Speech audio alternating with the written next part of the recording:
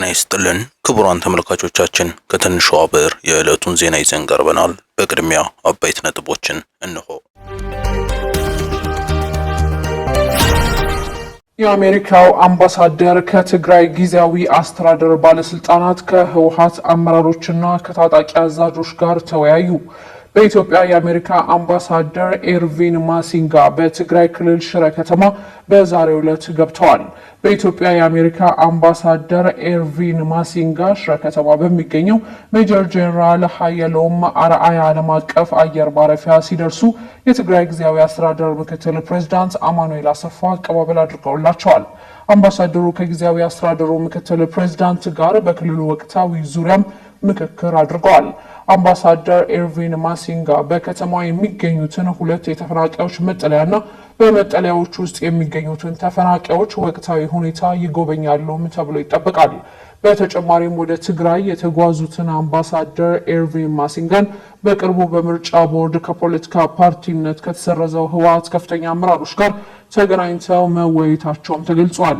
አምባሳደሩ ከህወሓት ከፍተኛ አመራሮች ጋር በትግራይ ወቅታዊ ሁኔታ ላይ ውይይት ማድረጋቸውም ተጠቁሟል። በዚህ ውይይት ላይ የህወሓት ሊቀመንበር ዶክተር ደብረጽዮን ገብረ ሚካኤል እና የህወሓት ጽህፈት ቤት ኃላፊ ወይዘሮ ፈትለወርቅ ተገኝተዋል። ከዚህ ውይይት በኋላም የአሜሪካው አምባሳደር ከክልሉ የጸጥታና የታጣቂ ቡድን አመራሮች ጋር መወያየታቸውን የክልሉ ቴሌቪዥን ዘግቧል። በዚህ ውይይት ላይ የጸጥታ ቡድን ከፍተኛ አመራሮች እንዲሁም የታጣቂዎች አመራር ጋር በወቅታዊ የክልሉ ሁኔታ ዙሪያ መወያየታቸውም ተገልጿል። በውይይቱ ላይ የሰላም ጸጥታ ቢሮ ኃላፊ ጄኔራል ፍስሐ ኪዳኑና ሌሎች የሰራዊት አዛዦችም ተገኝተዋል።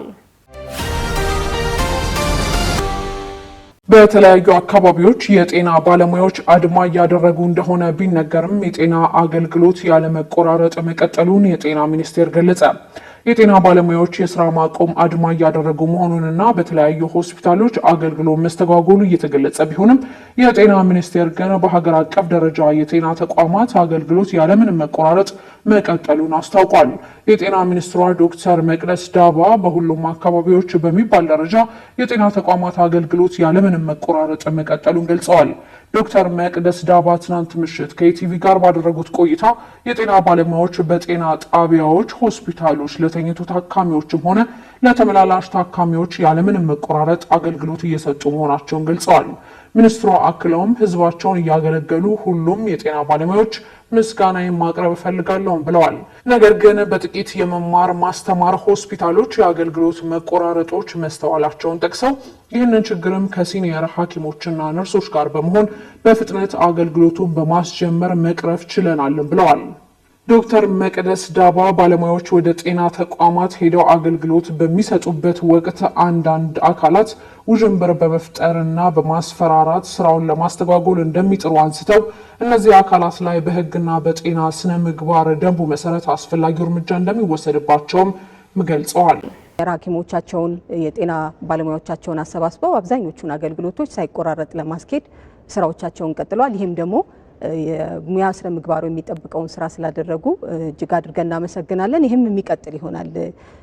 ከዚህ ጋር አብሮ የምናነሳው በተለይ ባለሙያዎች ወደ ጤና ተቋማት መጥተው አገልግሎትን በሚሰጡበት ጊዜ የተለያዩ መረጃዎችን በተለይ ውዥንብሮችን በመፍጠር አገልግሎቶች ቆመዋል፣ ለምን ትሄዳላችሁ፣ ማስፈራሪያ እንዲሁም ደግሞ የሙያ ስነ ምግባሩ የማይፈቅዱ ስራዎችን በተለይ ደግሞ አገልጋዮቻችንን በማስፈራራት የሚያስጨንቁ ሰዎች እንዳሉም ደርሰናል። ከዚህም አንጻር ደግሞ የጤና ባለሙያዎቻችንን ብቻ ሳይሆን ህብረተሰቡን ከመጠበቅ አንጻር የህግም እንደገና ደግሞ የጤና ስነ ምግባሩ በሚያዘው መልክ እርምጃዎችን በማድረግ ህብረተሰባችንን እንደምንጠብቅ በዚሁም ደግሞ ባለሙያዎቻችንን የጤና አገልግሎታቸውን በሚሰጡበት ቦታ ሁሉ በሚሰሩት ስራ እያመሰገንን በተጨማሪ በሚኖራቸው ነገር ላይ አገልግሎት ሳይቆራረጥ ከየትኛውም አቅጣጫ የሚደርስባቸው ጫና ተቋቁመው እየመጡ ስለሆነ እጅግ አድርገን ማመስገን ፈልጋለን። ሚኒስትሯ በጤናው ዘርፍ በአገልግሎት ጥራት እንዲሁም በጤና ባለሙያዎች የሚነሱ ችግሮችን ለመፍታት ሚኒስቴር መስሪያ ቤቱ እንደሚሰራም ተናግረዋል። ዘላቂ መፍትሄም ለማምጣት ለጥያቄዎቻችን በውይይት ምላሽ እንሰጣለን ያሉት ዶክተር መቅደስ ዳባ ለዚህም አሁን ላይ በየደረጃው ውይይት እየተደረገ መሆኑንና በቀጣይም በየደረጃው እንደሚደረግም ገልጸዋል። በጤናው ዘርፍ እንግዲህ ከመንግስት ከዚህ በፊትም የአገልግሎት ጥራት እንዲሁም ደግሞ ተደራሽነት በጤና ባለሙያዎችም የሚነሱ በተለያየ ጊዜ የሚነሱ ጥያቄዎች አሉ። እነዛን ከግምት ውስጥ በማስገባት ቀደም ብሎ እንደጀመረው ከነዚህ ምላሾች ከመስጠት አንጻር ከህብረተሰብም ከጤና ባለሙያዎችም ምላሽ ከመስጠት አንጻር ብዙ ስራዎችን እየሰራ ነው። እነዚህንም እናስቀጥላለን። በተዋረድ ለምሳሌ በተቋማት ደረጃ ውይይቶች እየተካሄዱ ነው። እነዚህ ይቀጥላሉ። ከዛ በተጨማሪም ደግሞ በክልል በዞን በወረዳ በእነዚህ የሚደረጉትና በተቋማት ደረጃ የተጀመሩት ውይይቶቻችን የጊዜ ሰሌዳቸውን ጠብቀው አሁንም መንግስት ባስቀመጠው የጊዜ ሰሌዳ ውይይቶቻችንን እያደረግን የጋራ ጫናዎቻችንን የጋራ ጥያቄዎችን አንድ ላይ በማምጣት የዘላቂ የሆነ መፍትሄ ለማስቀመጥ ስራዎችን ይቀጥላል። ይህንንም ደግሞ ጀምሯል። አብዛኞቹ ጥያቄዎች ምላሽ ያገኙ አሉ፣ ደግሞ ያላገኙ አሉ፣ የሚመለሱ አሉ።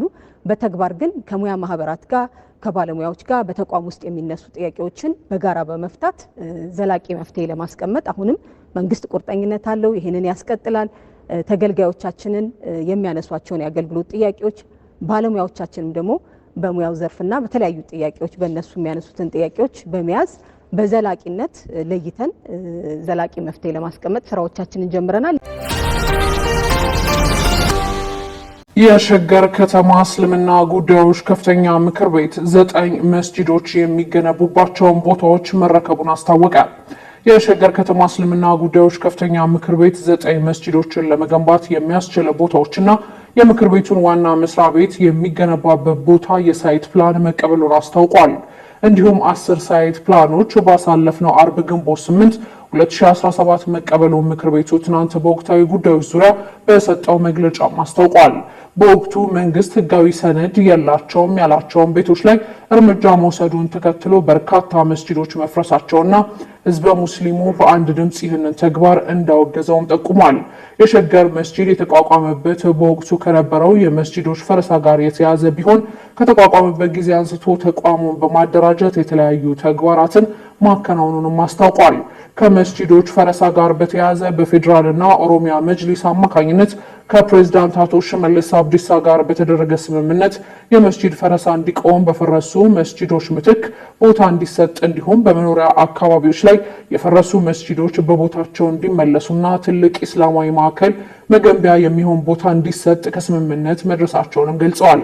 እነዚህንና ሌሎች ጉዳዮችን በመከታተል በወቅቱ የመስጂድ ፈረሳ ሙሉ ለሙሉ እንዲቆም በማድረግ መስጂዱ ከተቋቋመበት አንስቶ ከሚመለከተው የመንግስት አካል ጋር በመወያየት አንድም መስጂድ እንዳይፈርስ ማድረጉን በመግለጫው ላይ አስታውቋል።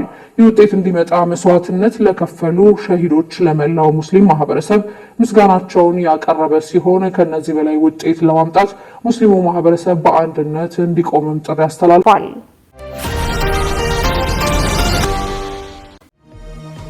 ክቡራን ተመልካቾች ለሰዓቱ ያዝናቸው መረጃዎች በዚያው አበቁ።